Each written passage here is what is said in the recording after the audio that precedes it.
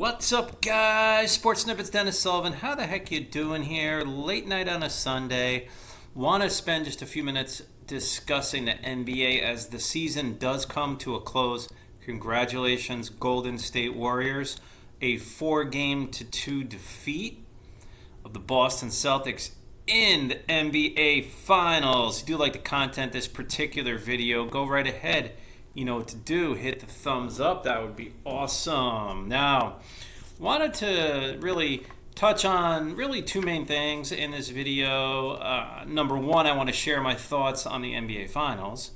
Number two, I want to discuss a little bit more about just as we head into next year for the 2022-2023 season in the NBA and just a few teams that certainly should not be forgotten. So I want to bring up a few extra pieces of information that were on my mind, really, and also that I heard as myself over the weekend. I like to listen to sports radio, a lot of nationwide type programming.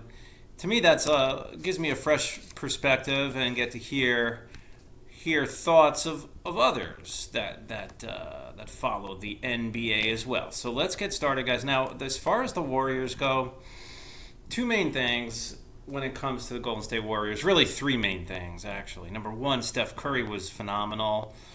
He absolutely, he's MVP. He carried the team. He played great. This whole thing of, does he need an NBA Finals MVP? I don't think he really needed that. His career pretty much speaks for itself. Certainly deserved the MVP, led his team, played great, and you just got to give him tons of credit. Number two of three, regarding the Warriors, Andrew Wiggins, he was amazing and really stepped up his performance. Also, when you think about just his overall contributions, his defensive effort was phenomenal. He will always be remembered for, when it comes to the 2022 NBA Finals, he will always be remembered as a big-time player and a big-time contributor to his team winning the championship. So way to go, Andrew Wiggins, and great job. Great job there. And then a third thought, mainly regarding the Warriors. I'll touch a little bit on the Celtics too, but the other thought regarding the Warriors, their defensive intensity. If you notice, Game 1, yeah, they were intense on defense, but they really stepped it up after Game 1. Somewhere around Game 2 into Game 3, and then for the rest of the series. And we we really did see, in my opinion, a different level of just defense and defensive intensity from the Warriors that I don't think we quite saw in earlier playoff rounds. So they really showed the NBA fans what they were all about from the defensive side of the ball. And that took me a little bit by surprise because I was thinking that was more what we were going to see from the Celtics if they were to win this series, was that type of focus, that type of effectiveness. So way to go, and congratulations, Golden State Warriors. As far as Boston Celtics, we know they're going to be back strong next year. Jayson Tatum, one of the better players in the league. Jaylen Brown, absolutely all-star player. Marcus Smart, plenty of young leadership on this team. Jayson Tatum taking a little bit of heat as far as his performance. He was probably pressing a little bit because he had to press a little bit. I think if he is guilty of anything, maybe you could say, okay, he's trying to do too much, but at the same time, he probably felt like he had to do too much. So, you can't, I don't know. I'm myself as a fan, I'm really not too critical of his play at all. As a matter of fact, I noticed that I believe it was Game 3 of the Finals where he was really effective as a playmaker. Also had 8 assists in that game. Just wasn't hitting his field goals and his shots from the field at a rate that we're accustomed to seeing. That's all. I think that's really what it boils down to. So that and the Celtics, I mean, they're going to be back strong for a couple, at least the next few years, because this is a very not only a very talented team, but a very young nucleus. And watch out for this team in the years to come. That's all I got to say, guys. As far as now, a little bit of a last couple of minutes of my video, I want to touch on, just share some thoughts with you, things I heard over the weekend. So as I was saying in the beginning there, I like to listen to some sports radio weekend broadcasts. I kind of jump around on my computer, get some insight. And I heard a really good program this weekend that just passed about some of the teams that should be back strong next year that did not make the NBA Finals. Now, of course, the two teams that lost the conference finals, Dallas Mavericks and Miami Heat, yeah, I mean, they're real close to appearing in another NBA Finals. They probably need to tweak something here, tweak something there. There's talk of Luka needing another kind of go-to type player. Usually you're going to get that type of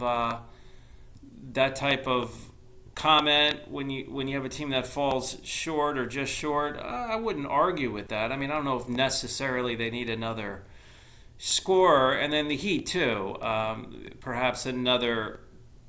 Although the Heat do have good support, Bam to support Jimmy Butler and Bam Adebayo, and of course Tyler Hero. Tyler Hero was out for much of that Eastern Conference Finals. So we'll see how those teams do in perhaps strengthening their rosters. Two teams that jump out. I'll close out this video by saying this. Two teams that jump out for next year jump out to me.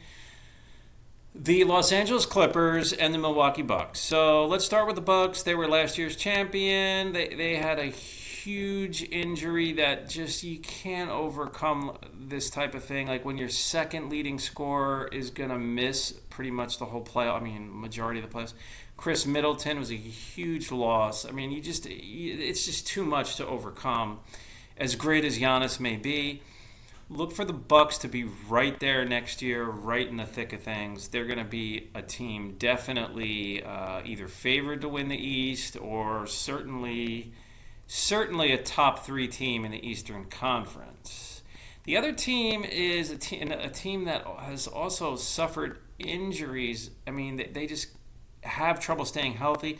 The Los Angeles Clippers, who went far in the playoffs last year also, losing, I believe that was the Western Conference Finals. They made it that far, 2021 playoffs.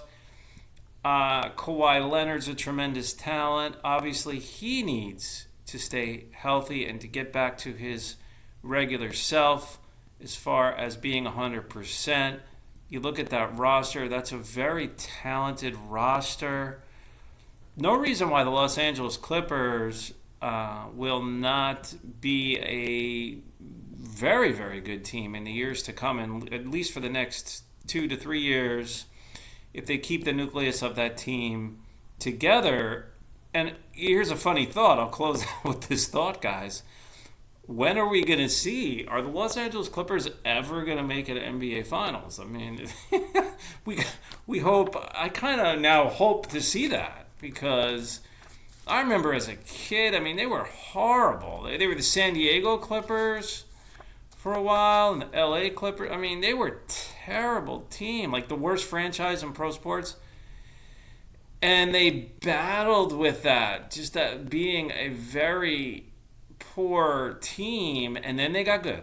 So in the 2000s, now we've seen this rebirth of the Clippers, right? And then in the last, say, 12 or so years, they've been much better and have done a much better job attracting top talent in various manners, whether it be through the draft, trade, you name it, and attracting a higher talent level to their team, to their franchise. So Clippers and Bucks on my radar for next year. Let me know what you think. Also, Mavericks and Heat definitely on my radar, and the two teams that just played in the finals obviously on my radar.